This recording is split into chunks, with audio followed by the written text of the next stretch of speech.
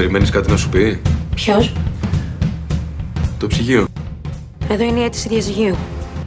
Τώρα αλήθεια το έχεις υπογράψει? Ναι.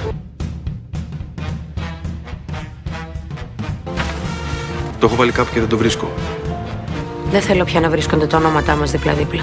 Αλήθεια σου λέω. Εντάξει.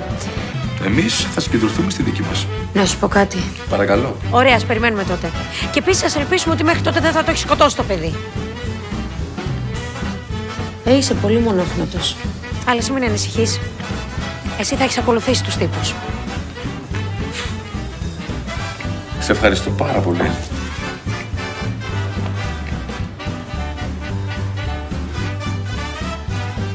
Δόξα. Και τι να κάνουμε τώρα? Τι θες? Να πέσεις σε κατάθλιψη και να κοιμάσαι πάλι όλη μέρα? Βασικά ναι. Ακριβώς αυτό θέλω να κάνω. Άννα.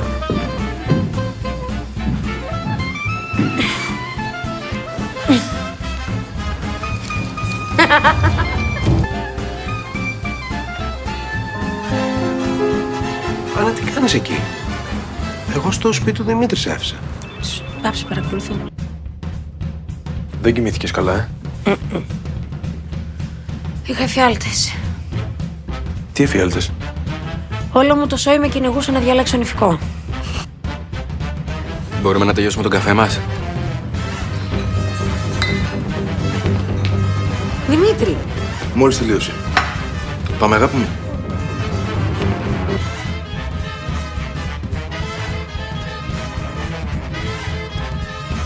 Τέλειο είναι.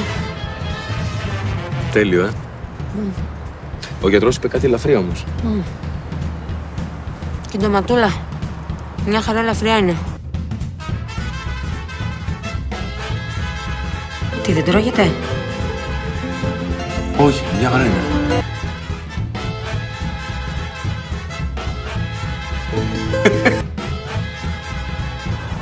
Για φέρε μία. Μου βάζεις δικό σου. Τι? Ρακεράκι, Όχι, ευχαριστώ. Φάγαμε κουλούρι. μόνο κουλούρι για πρωινό. Μπράβο, οικονομία. Έτσι όπως το πάτε θα πάρετε και κανένα σπίτι σε λίγο.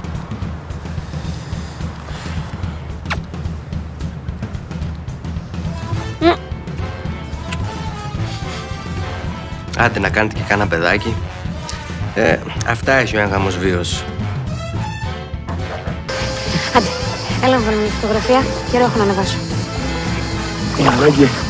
Έλα μωρέ γκρινιάρη, μια χαρά ξέρεις όμως να βλέπεις ποιος έκανε like. Τι θα γίνει βλαστάρι μου, όλη μέρα εδώ θα τη βγάλουμε. Αγάπη μου, δεν ξεχάσεις να σταματήσεις το καθαριστήριο για τα κουστούμια? Τι ήθελα και στο θύμισα. Κύριε Μαρκέτο, έχουμε ξεμένει και 2 ποσοκάκια. Έτσι και μου το ξαναπεί, σου υπόσχομαι ότι θα πάρω τα κουστούμια, θα τα κάνω μια βόλτα στην εισαγγελία και θα τα γυρίσω πίσω. Στο λέω.